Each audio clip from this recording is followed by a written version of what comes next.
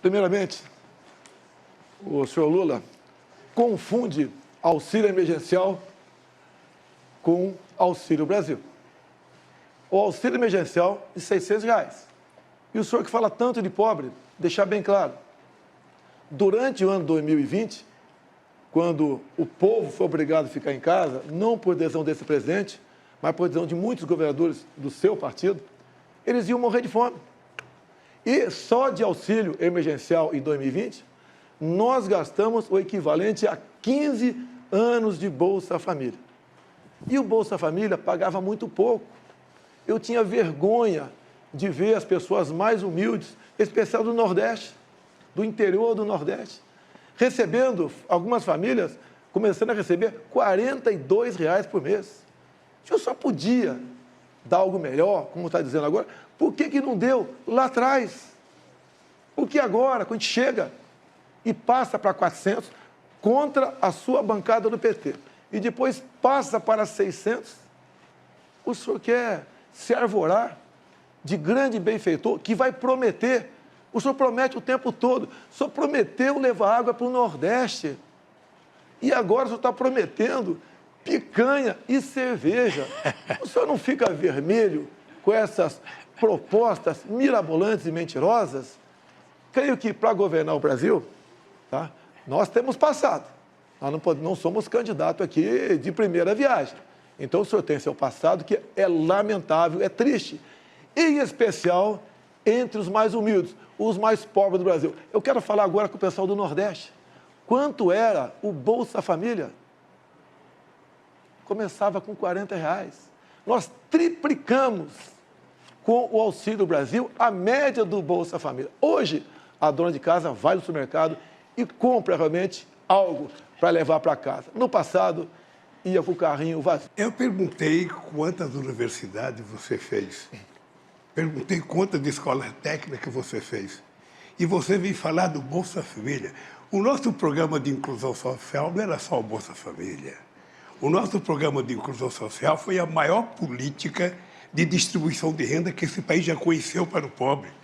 Porque era ajuda ao pequeno produtor rural, era 1.400.000 cisternas que nós fizemos para o Nordeste, era o PNAE para levar comida para as crianças mais pobres e a gente comprava do pequeno produtor, além do aumento do salário mínimo de 74%.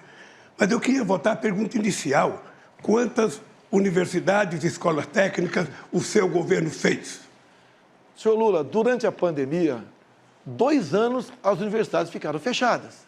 Não tinha cabimento você abrir a universidade para ficar fechada. Lula, você não respondeu a pergunta do Josias de Souza sobre o Petrolão. Petrolão foi o maior esquema de corrupção da história da humanidade.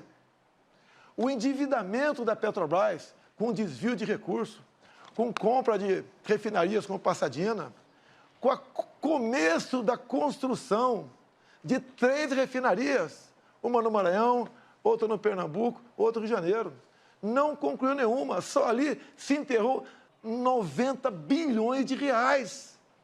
Dinheiro, Lula, que você enfiou no ralo e grande parte dividiu com seus amigos.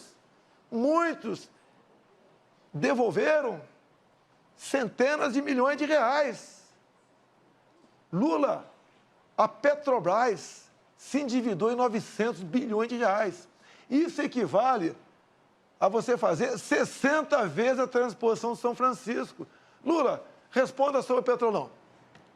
Eu vou responder sobre a Petrobras e vou dizer uma coisa para você. A Petrobras tinha uma dívida de 300 milhões e essa dívida foi feita porque a Petrobras precisava tirar o pré-sal de 7.000 metros de profundidade que vocês não acreditavam. E muita gente nesse país dizia que era impossível tirar o petróleo de 7.000 metros de profundidade. E nós conseguimos tirar, e hoje o barril de petróleo colocado em terra é quase que o mesmo preço do barril de petróleo da Arábia Saudita. A segunda coisa é que eu fiz a capitalização da Petrobras de 70 bilhões, foi a maior capitalização da história do capitalismo em dezembro de 2010 e transformei a Petrobras na segunda maior empresa de energia do mundo. E isso permitiu que a gente ficasse autossuficiente. O que acontece é que nós decidimos fazer refinaria, sim. o polo petroquímico de Itaboraí, no Rio de Janeiro, que foi parado. Nós decidimos fazer a refinaria no Maranhão, uma refinaria no Ceará. Fizemos a refinaria de querosene, sabe, no Rio Grande do Norte. Porque esse país queria ser exportador de produtos derivados e não de óleo cru, como está sendo agora. O Brasil tem um potencial extraordinário e se houve corrupção na Petrobras, olha, prendeu-se o ladrão que roubou, acabou. E prendeu porque houve investigação. Porque no nosso governo nada era escondido. A gente não tinha sigilo. Não tinha sigilo do filho, da filha, não tinha sigilo do cartão de crédito. A gente não tinha sigilo das casas, nada, tudo era ali. Era o portal da transparência e era a lei de informação, a lei de acesso à informação, que foram duas obras-primas que o PT criou para que o povo acompanhasse em tempo real a coisa que foram feitas nesse país. Quando você fala em crescimento, você mente o tempo todo. Dá um Google você em casa. Vê quanto foi o crescimento do Brasil em 2015, 2016. Governo do PT. O Brasil caiu na ordem de 7%. Tinha pandemia naquele tempo? Tinha guerra lá fora? Não. Mas tinha corrupção em abundância no Brasil. Em 2020, o mundo todo sofreu com a economia. Falavam lá fora que o Brasil ia cair 10%. Caiu 10%. No ano seguinte, recuperamos. Ou seja, com pandemia, com uma guerra lá fora e com uma crise ideológica, nós ficamos no 0 a 0 em 2 anos. E em 2 anos você perdeu 7%. Sem pandemia, sem falta d'água e sem guerra lá fora. Há uma diferença enorme entre cuidar da economia com uma pessoa como eu e o Paulo Guedes e você.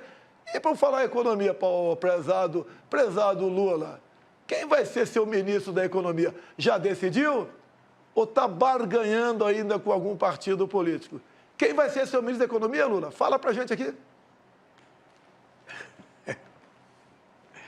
Uma coisa, eu falei do meu governo. O governo mais exitoso da história do Brasil. Um governo que tirou 36 milhões de pessoas da miséria absoluta. Um governo que colocou 42 milhões do povo brasileiro a um padrão de consumo de classe média. O governo que faz mais universidade na história do Brasil. O governo que mais colocou jovens. Nós pegamos o Brasil com 3 milhões e meio de jovens na universidade, deixamos com 8 milhões de jovens na universidade. O Brasil tinha 140 escolas técnicas, nós fizemos 422 escolas técnicas. Ou seja, nós aprimoramos porque nós tínhamos o melhor ministro da Educação do Brasil, que era o companheiro Fernando Haddad. O melhor ministro da Educação, que fez o Fundeb. O orçamento da educação subiu 160% no nosso governo. A gente criou o piso salarial dos professores, porque esse país estava dando um salto de qualidade. O Brasil era a 12ª economia do mundo, chegou à 6ª economia do mundo. Eu não sei se o adversário meu se lembra, eu era o único presidente do Brasil, da história do Brasil, convidado para todas as reuniões do G8 e convidado para 2 reuniões do G20. E por que a gente era convidado? Porque tinha uma coisa que a gente cuidava que você não cuida, que era a questão do clima. Foi no nosso governo o menor desmatamento da Amazônia. Foi no nosso governo. E o seu é o maior todo ano. Vocês estão brincando de desmatar. Vocês estão brincando de abrir cerca, vocês estão brincando de derrubar árvore, vocês vão ver o que vai acontecer com o comércio brasileiro. Porque o brasileiro do agronegócio, que é sério, aquele que quer ganhar dinheiro, aquele que quer exportar, sabe que não pode invadir a Amazônia. Então, nós vamos ganhar as eleições para poder cuidar da Amazônia e não permitir que haja invasão em terra indígena, em garimpo ilegal e muito menos alguém querer plantar milho, soja ou algum outro produto no lugar que nos pode plantar. Nós temos 30 milhões de alqueires de terra degradada que pode ser recuperada para plantar o que quiser no país. Então, eu queria que você explicasse um pouco o desmatamento da Amazônia, da forma irresponsável que está acontecendo agora no seu governo. Então fica aqui que eu explico. Tá bem. Pode ficar aqui? Pode. Dá um Google em casa aí. Desmatamento, 2003 a 2006. 4 anos do governo Lula. Depois dá um Google. Desmatamento, Jair Bolsonaro. 2019 a 22. No seu governo, foi desmatado mais do dobro do que no meu. Dá o Google em casa. Deixa ele falar Dá uma o Google, coisa. não, deixa eu terminar, Lula. Dá o Google em casa. Você desmatou 2,5 vezes mais do que no meu governo, Lula. Você fala em economia, eu peguei o Brasil endividado, quebrado contigo, roubalheira. Agora, esse ano, o Brasil passou da 13ª para a 10ª economia do mundo. E mais ainda, quando você fala em educação, quem foi que deu o maior reajuste aos professores do Brasil? Você está olhando para ele, Jair Bolsonaro, 33%. Isso é tratar com dignidade dos professores. Acabou? Acabou? Vamos lá. Eu vou lhe falar uma coisa. Pode dar um Google, pode dar o que você quiser, você vai perceber que quando eu ganhei as eleições, tinha um desmatamento de 27 mil quilômetros. Caiu para 4 mil quilômetros. O Brasil participou da COP15 em Copenhague, participou do Encontro de Paris, em que o Brasil era elogiado porque o Brasil era o país que menos desmatava e que mais cuidava da questão ambiental. Não existiu nenhum governo que fizesse o que a gente fez na questão ambiental. E agora nós vamos fazer mais, porque nós vamos fazer com que, sabe, a agricultura de baixo carbono possa fazer com que o Brasil receba, sabe, quem sabe, muito dinheiro da União Europeia e de outros países por conta do sequestro de gás de efeito estufa que nós vamos fazer preservando a Amazônia, coisa que você não sabe. Nós vamos tentar fazer da biodiversidade da Amazônia uma forma de enriquecimento daquele povo da Amazônia, de quase 30 milhões de pessoas que moram lá, e não desmatar e não desmontar como vocês estão fazendo. Destruição. Essa é a palavra, destruição. Invasão de terra indígena, garimpo ilegal, coisa que nós vamos proibir. O nosso governo não vai ter. Aliás, eu vou te dar uma novidade. Eu vou criar o Ministério dos Povos Originários. Esse país vai ter o Ministério dos Povos Originários. Os indígenas vão indicar o ministro nesse país. Quanto mais ministério, melhor, né?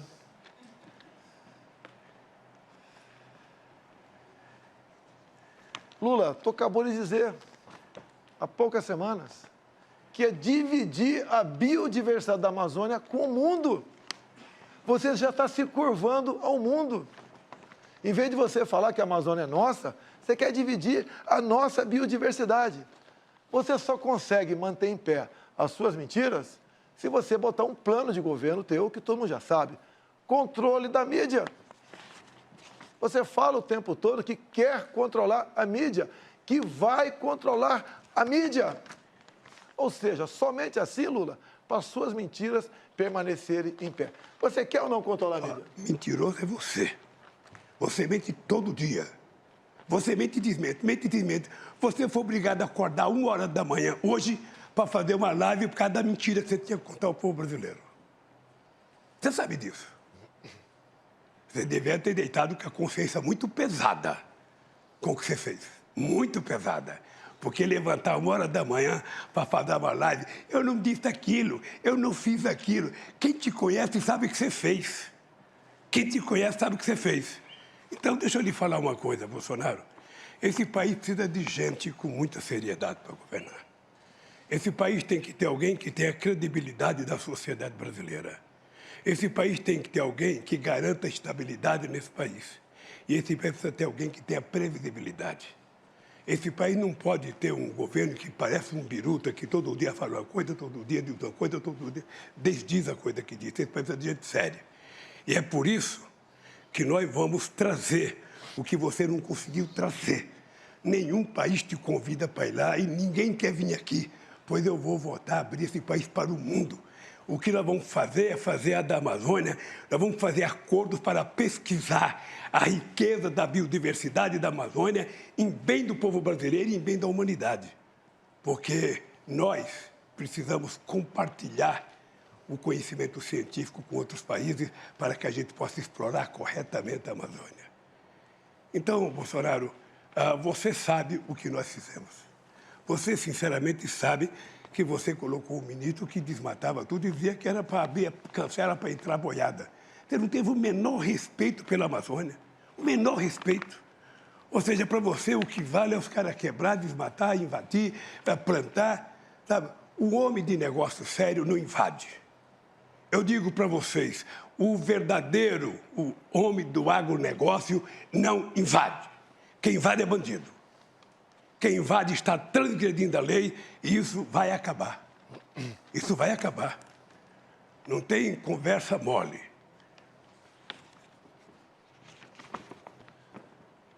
Em 14 anos, Quem é você? você não fez nada. Em 14 anos, você não fez nada. Está prometendo que vai fazer pela Amazônia agora? Você não fez nada. Você passeou por aí, as suas viagens, mas nada além disso. Você não fez nada para o Brasil. Vamos falar um pouquinho sobre... Já que você falou que vai trazer amigo para cá. Você sentiu... Você vai trazer... Você era deputado e você sentiu orgulho de ter o Lula como presidente. Fala a verdade. Meu tempo? Vamos falar dos seus amigos? Vamos. Daniel Ortega? Vamos. Ortega? Vamos É seu falar. amigo, não é? Vamos falar. É Ortega seu amigo? Vamos falar. É seu amigo Ortega? Faz a pergunta. É, Faz ele te cumprimentou quando pergunta. tu foi para o segundo turno aqui. Faz a pergunta. Ele lá está prendendo padres, expulsando freiras, fechando canais de TV como a CNN, de TV e rádio católica. Ele acabou de proibir a comemoração do Dia da Bíblia, proibiu procissões, fechou o país, um desrespeito com as religiões. E você o trata como amigo? Diz que isso compete a ele e nós não podemos fazer nada? Outro amigo teu, Lula, quando eu falei na ONU que estava de portas abertas para receber freiras e padres da Nicarágua, o teu outro amigo, Petro, da Colômbia, ocupou a tribuna e pediu a descriminalização da maconha, ou melhor, da cocaína, o que é mais grave ainda. Lula, esses são seus amigos aqui no Brasil, são chefões da comunidade. Não é o povo do Complexo do Alemão, não. O povo ali é decente, é ordeiro, é trabalhador. Você é amigo da minoria, pessoal do CPX e dos traficantes.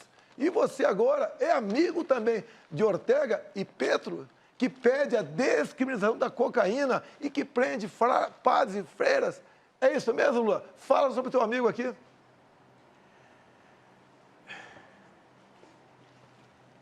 Eu senti muito orgulho de, no dia 19 de julho de 1980, ir participar da comemoração do aniversário da Revolução Sandinista, que derrubaram um ditador chamado Somoza de 30 anos. Agora, o regime político da Nicarágua é uma coisa que depende deles, e o Daniel Ortega sabe, você sabe, o Chaves sabe, todo mundo sabe, que se eu quisesse acreditar em mandato perpétuo, eu teria aceito o terceiro mandato quando me propuseram. Eu acho que quem acha que é imprescindível, insubstituível, começa a nascer um ditador. Então, se o Daniel Ortega está errando o povo da Nicarágua, que puna o Daniel Ortega. Se o Maduro está errando o povo, que puna. Porque você, quem vai punir, é o povo brasileiro. Dia 30 de julho, dia 30 de outubro, se prepare. Eu faço aniversário dia 27 e o povo vai me dar de presente a sua volta para casa. É isso que vai acontecer. Porque o povo está precisando de alguém que cuide dele. Alguém que cuide do povo, alguém que cuide da mulher, do trabalhador, alguém que cuide, que tenha... Candidato Lula, o seu tempo acabou. Desculpa. É que eu fico empolgado. Muito obrigado. Quem cuida do povo sou eu, do mais pobre. Olha o Auxílio Brasil. Você que é pobre, tem dificuldade. Multipliquei por 3 o valor médio do Bolsa Família. Agora vamos falar de fé, de religião, de liberdade. Ele assinou a Carta da Democracia e é apaixonado por Ortega, por Maduro, pelo falecido Fidel Castro, entre outros ditadores. O círculo de amizade dele aqui nas comunidades não é o povo trabalhador, são os traficantes. Olha a preocupação que nós temos. O que tem de comum entre Lula, Ortega, Chaves falecido, Maduro, Evo Morales, Fernandes da Argentina, Petro da Colômbia? São do Foro de São Paulo, são todos amigos. Olhem para onde estão indo esses países. A Venezuela, o Lula fez campanha para o Chávez lá atrás e para Maduro também. Até chegou a falar certa vez, pode faltar tudo na Venezuela, menos democracia. Olhe como é que está o povo da Venezuela, o país mais rico do mundo em petróleo, cujo povo vive numa pobreza abaixo dos nossos irmãos do Haiti. Olha para onde está indo a nossa Argentina. Deixo claro, Fernandes, ainda candidato, foi visitar o Lula na cadeia em Curitiba.